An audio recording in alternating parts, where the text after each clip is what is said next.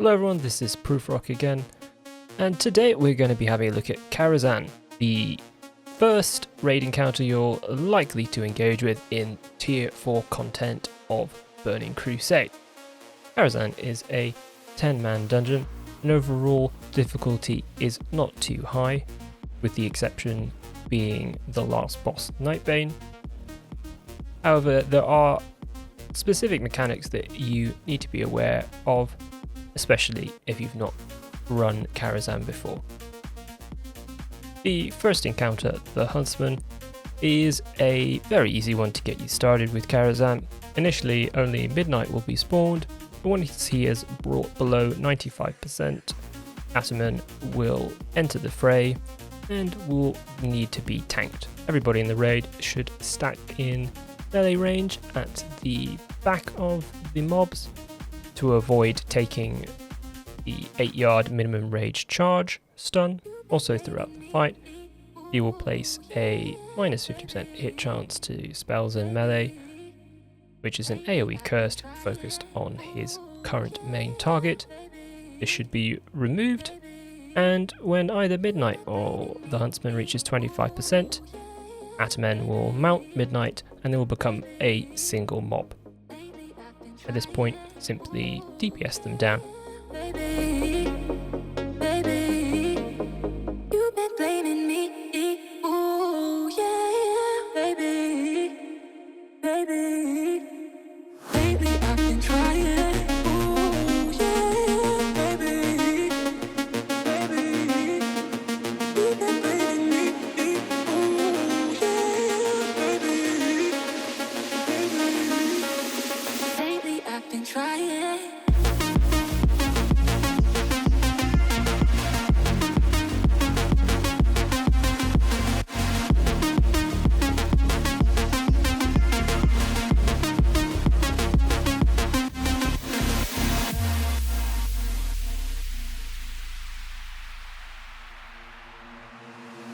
Is it really you?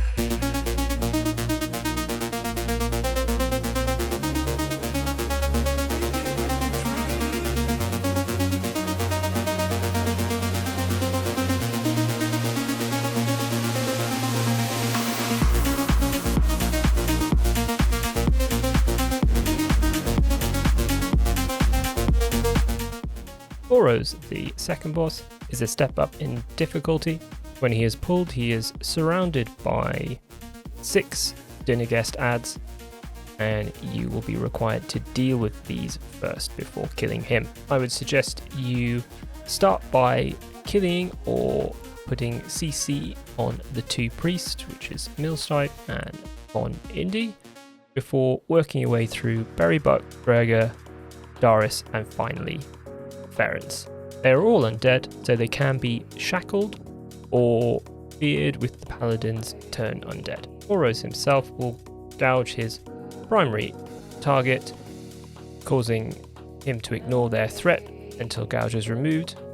Therefore you need a off tank with threat on Moroes at all times, or to have prepared a way to dispel the gouge by some sort of damage dealt to the primary target. Eventually Moroes will vanish and become untargetable. When he comes out of stealth, he will put a physical damage over time on a random player, which can be removed with physical damage immunities such as Blessing of Protection, and his threat table will be wiped and tanks will need to pick him up again.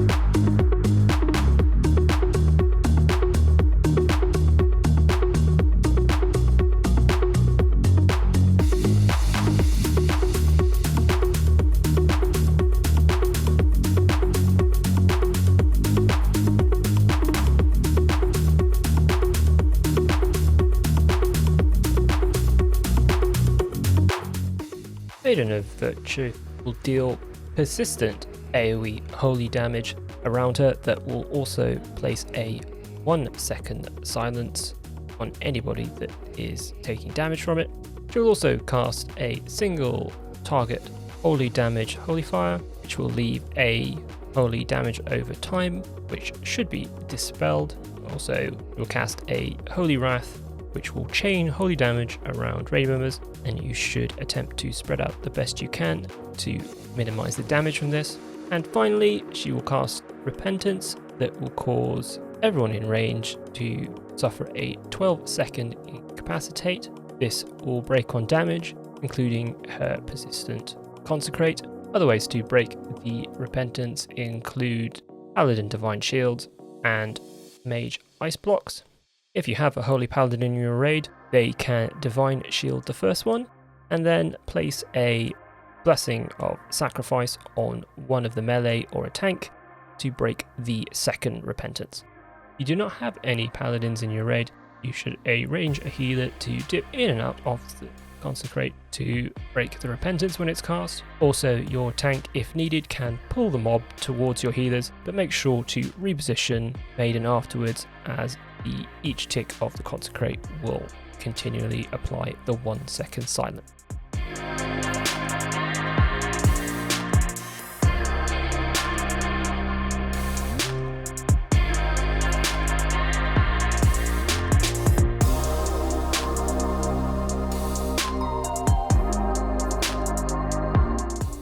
For the opera event, there are 3 different encounters possible, of which you will only see 1 per ID. The first one is the Little Red Riding Hood, which is by far the easiest of the fights. During this encounter, the Big Bad Wolf will spawn.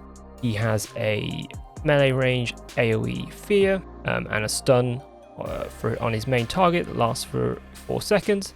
And then his main mechanic is he will randomly target a player, turning them into Red Riding Hood. He will fixate on this player and give them a debuff that will increase their movement speed by 50% but disable all of their defensive stats. Therefore, the player targeted with this will need to run around the edge of the platform, kiting him. For Romulo and Julianne, this is a 3-phase encounter. First you will get Julianne by herself, then Romulo by himself, and then finally both of them together in phase 3. Essentially, both of them just need to be tanked, kicked, and dispelled. They will place a powerful buff on themselves that can be spell stealed or dispelled, but this is a priority that this is removed. In the final phase, when both of them are active, you must kill both of them within 10 seconds or they will resurrect each other. Finally, the Wizard of Oz encounter is probably the most challenging of the 3 to have. With this one, 5 mini-bosses will spawn in sequence. You should focus Dorothy first, then Tito, followed by Raw, Strawman, and finally Tin Man. Raw can be feared by a Warlock or by a Hunter using Scare Beast. Once you have defeated all the mini-bosses, the Crone will spawn, and she is a fairly simple mob. You should simply spread out to avoid taking too much damage from her Chain Lightning and from the Cyclones that she will spawn.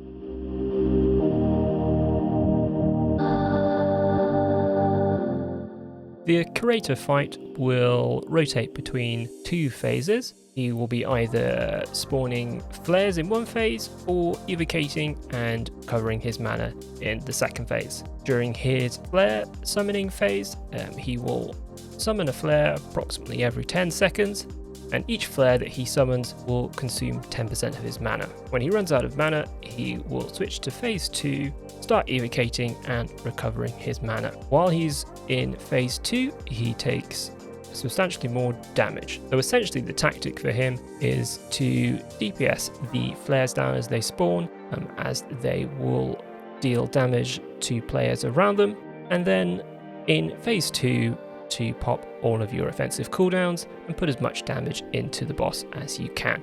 Overall, the Curator is not too challenging of an encounter from a mechanics perspective, but it might take your raid a few tries to get used to the damage output of the flares and handling them correctly. Once he reaches 50% health, he will stop spawning flares and enrage, increasing his attack speed.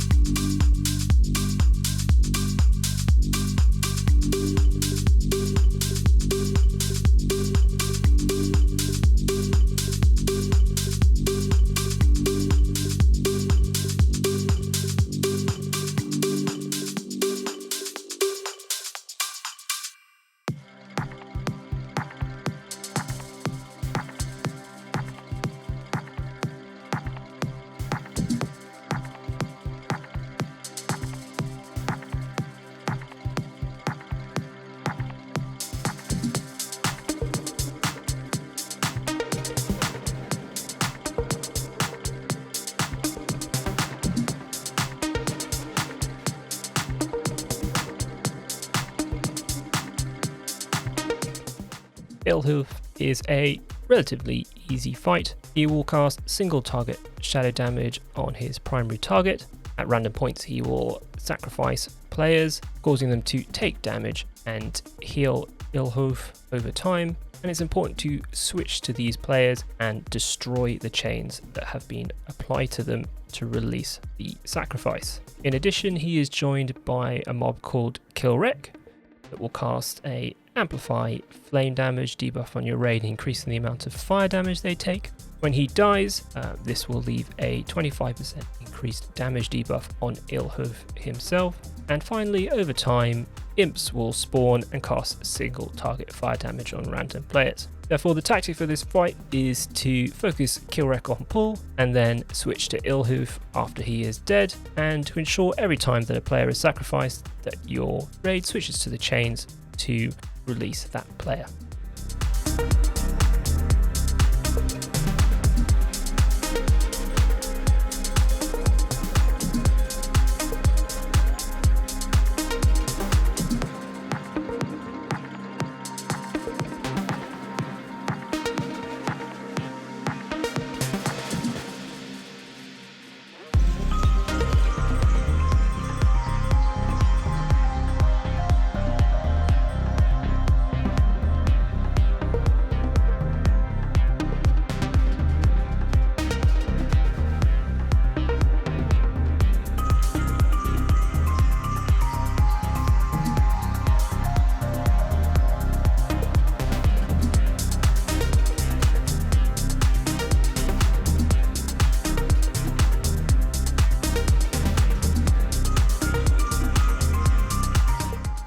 Shade of Aran is a relatively technical fight, and he has lots of abilities that you need to pay attention to and react appropriately. Normally, Aran will stand in the center of the room and spam frost and fireballs, which can be interrupted. However, occasionally he will melee after being interrupted. At random points, he will cast a Flame Wreath on a random 3 players.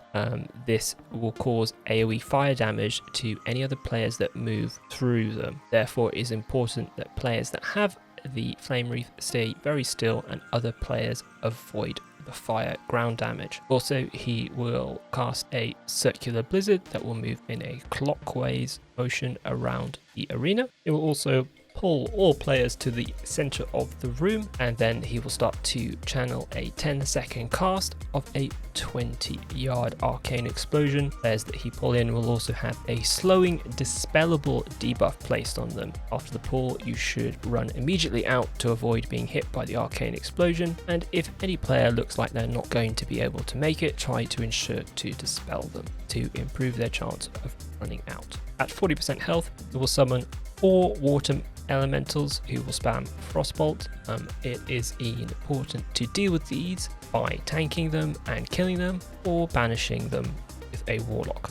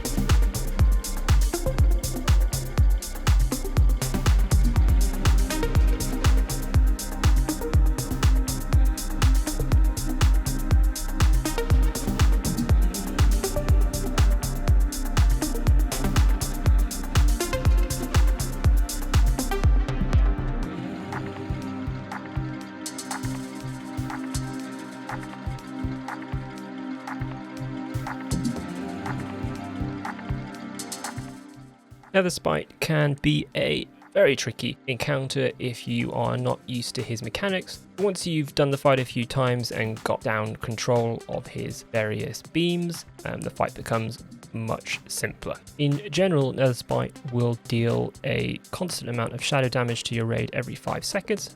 He will also drop void zones that cause shadow damage that you need to move out of. And in addition, he also has a frontal cone arcane damage spell with a huge 60-yard range, and therefore he should be pointed away from your raid at all times. However, the main mechanics of this fight are to do with the portals that spawn around him and the beams that come out of them. There are 3. There are a red, a blue, and a green, and they will produce beams that shoot at wherever Netherspite is. If the beams contact him, they will give him substantial buffs. However, if you stand in the way of these beams, Netherspite will not benefit from these buffs, but instead you will receive a buff. Each of the different beams have different mechanics attached to them. The red beam, if it hits Netherspite, will cause him to take less damage from all sources. However, if a player interrupts the red beam, this will force Netherspite to attack that player and to replenish their health over time. Therefore, your main tank should be standing in the way of the red beam. The blue beam, if it hits Netherspite, will increase his spell damage that he causes from all of his different abilities. However, if a player interrupts the blue beam, this will increase their damage done, their damage taken, and reduce any healing taking. And these will stack up over time the longer they spend in the blue beam. Finally, the green beam, if it hits Netherspite, will heal him over time. However, if a player interrupts the green beam, and this will increase their healing done and reduces their ability cost, and this includes rage and energy costs on druids and warriors, but it will reduce their max mana over time.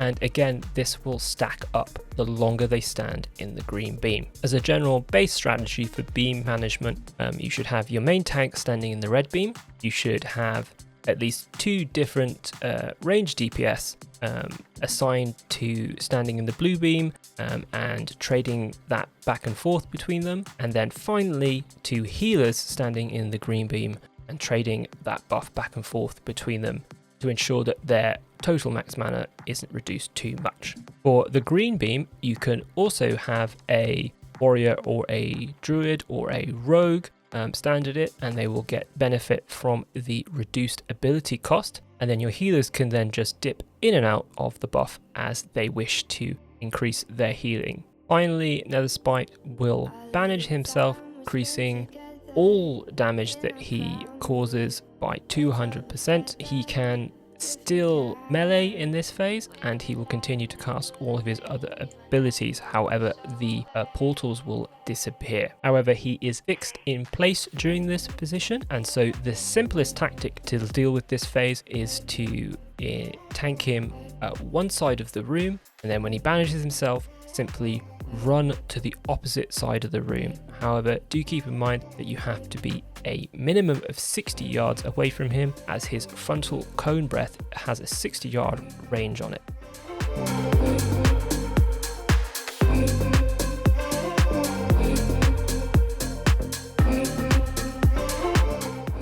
The chess event is a very simple one and essentially free loot for everybody in the raid. The general point of it is that you have to kill the opponent's general or king, and you do this by moving the various pieces across the board, and they have different abilities depending on what type of piece they are. I've listed all the different pieces in the information box on the left hand side, and feel free to read through those and check them out if you want to go in depth for this. In general, from a tactics point of view, you want to try and move your pawns out of the way to get your queen into the fight, who is the strongest piece, and then also you want to focus the opponent's queens and bishops, and do not be afraid to use your own king offensively, as they are a very strong piece in themselves and have a very powerful damage buff that will increase the damage of all of your units.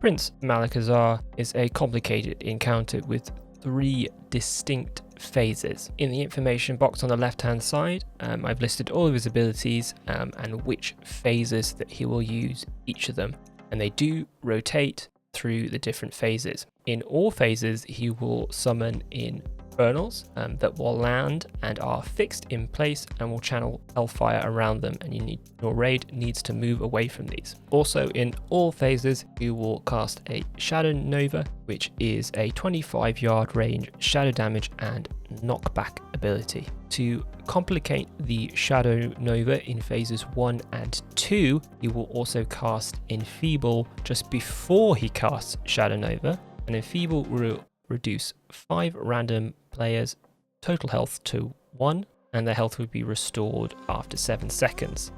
Therefore, the Enfeeble will reduce players' total health to 1, and if they are in range for the Shadow Nova, they will die. Therefore, it is important after getting an Enfeeble debuff in phase 1 and 2 that you move at least 25 yards away from Prince. Also in phases 1 and 3, he will drop a single target shadow damage over time, Shadow Word Pain. At 60% health, he will move to phase 2, where he will stop casting Shadow Word Pain, but will gain Melee Thrash and Sunder. Those abilities will firstly reduce the armor of your main tank, and Thrash will allow him to have 2 extra melee attacks. Combination between the two can often lead to an almost one-shot of your tank in this phase. Therefore, it is important that your healers heavily focus on your tank and keep them topped up at all points during phase 2. At 30% health, he will move on to phase 3. During this phase, he will lose his Thrash and Sunder, and the damage output on your tank will drop significantly. However, the raid damage will increase. He will randomly summon axes that will cause physical damage on a raid player that will ramp up over time, and he will also cast an amplified damage debuff that will increase all damage they take by 200%. Essentially, as the fight goes on and the raid damage is increased by further infernals dropping and a combination of amplified damage and the axe summons, the raid damage will ramp up as the fight goes on, and it's a race to kill him before the damage becomes unhealable. If you have a poorly geared main tank, it may be advisable to use your offensive cooldown such as Bloodlust during phase 2 to make that as short as possible. However, in general, it would be a sensible tactic to use Bloodlust in phase 3 and to shorten that phase as much as possible.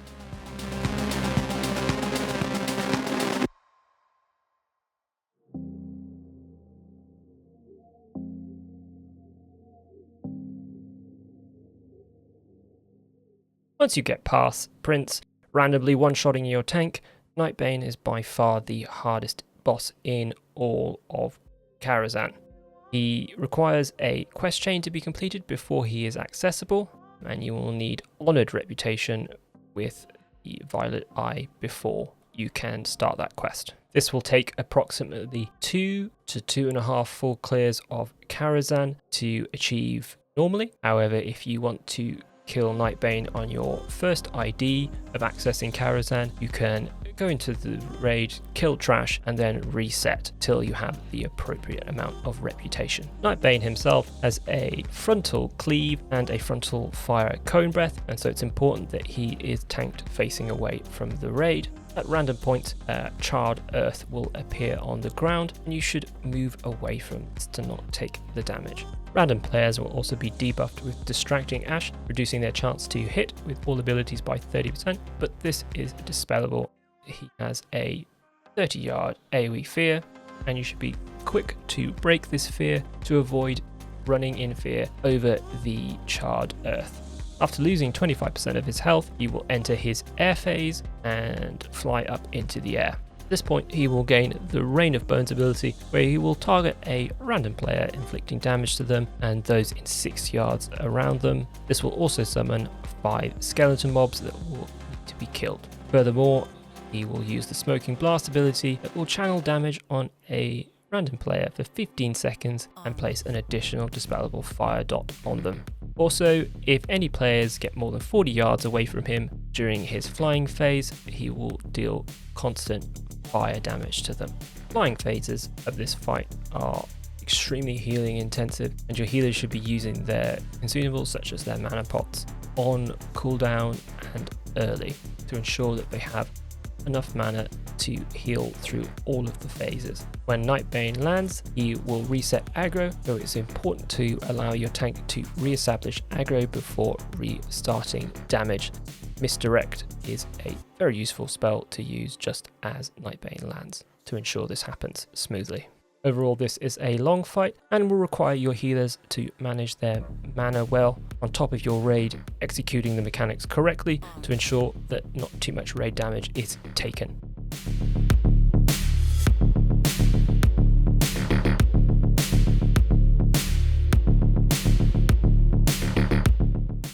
As always, thank you for watching the guide, and I hope you found it helpful. If you enjoyed the content, make sure to subscribe, as I will be creating these sort of guides for all of the raid content in tier 4 in TBC and all of the other tiers going forwards. Thanks for watching. I'm looking forward to seeing you all in the next one.